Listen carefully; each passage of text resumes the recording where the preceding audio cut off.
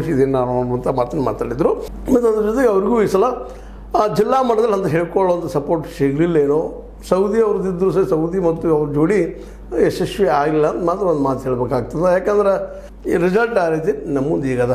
ಒಟ್ಟಿನಲ್ಲಿ ಏನೋ ಆಗಲಿ, ಈಗ ಮುಂಬರುವ ದಿನಗಳಲ್ಲ ಮತ್ತು ಇನ್ನೊಂದಿಷ್ಟು ಟೀಕೆಗಳಿದ್ದು ಇವ್ರ ಮೇಲೆ. ಇವ್ರು ಬಂದ ಮೇಲೆ ₹1,000 ಕೋಟಿ ಡೆಪಾಸಿಟ್ ಕಡಿಮೆ ಅದು ಮಾಡೋದು ಹಿಂಗೆಲ್ಲ ಇದ್ದು, ಅದಕ್ಕೂ ಏನೋ ಸತೀಶ್ ಅವರು ಕೆಲವೊಂದಿಷ್ಟೇನೋ ಉತ್ತರ ಕೊಟ್ಟರು.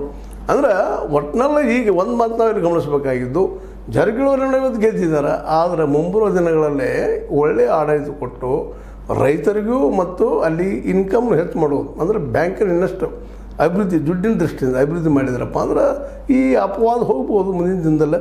ಇಲ್ಲಪ್ಪ ಅಂದರೆ ಇದು ಅಪವಾದ ಇನ್ನೂ ಗಟ್ಟಿ ಆಗ್ತಾ ಹೋಗ್ಬೋದು. ಯಾಕಂದ್ರೆ ಆಡಳಿತಕ್ಕೆ ಬಂದಾಗನೇ ಗೊತ್ತಾಗ್ತದೆ. ಮಾತಾಡೋದು ಭಾಳ ಇರ್ತದೆ, ಆದರೆ ಅದನ್ನು ಎಕ್ಸಿಸ್ಟೆನ್ಸ್ ಮಾಡೋದು ಅಷ್ಟೇ ಕಷ್ಟ ಇರ್ತದೆ. ಯಾಕಂದ್ರೆ ಮೋದಿಯವ್ರು ಬಂದಾಗ ಏನೋ ಒಂದು ವಿಚಾರ ಮಾಡಿದ್ರಣ್ಣ ಅವರು, ನಾನು 2 ಕೋಟಿ ಉದ್ಯೋಗ ಕೊಡ್ತೀನಿ ಪ್ರತಿ ವರ್ಷ, ಹಾಗೆ ಏನು ಕೊಟ್ಟರು ಆಶ್ವಾಸನೆ.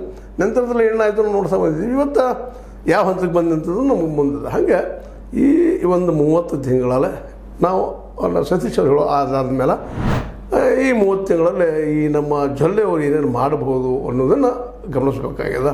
ಯಾಕಂದರೆ ರೈತರ ಬ್ಯಾಂಕ್ ಅನ್ನೋದು ಅಷ್ಟು ಸ್ಪಷ್ಟ ಇರಲಿ. ಜೊತೆಗೆ ರೈತರ ಬ್ಯಾಂಕ್ ಇದ್ರೂ ಸಹಿತ ಹೆಚ್ಚಿಗೆ ಮ್ಯಾಕ್ಸಿಮಮ್ ಲೋನ್ ಕೊಡುವಂಥದ್ದು ಶುಗರ್ ಫ್ಯಾಕ್ಟ್ರಿಗಳಿಗೆ, ದೊಡ್ಡ ಫ್ಯಾಕ್ಟ್ರಿ ಕೊಡ್ತಾ ಇದ್ದಾರೆ ಅನ್ನೋದು ಒಂದು ಅದ್ರ ಮೇಲೆ ಆರೋಪಗಳಿದ್ದಾವೆ.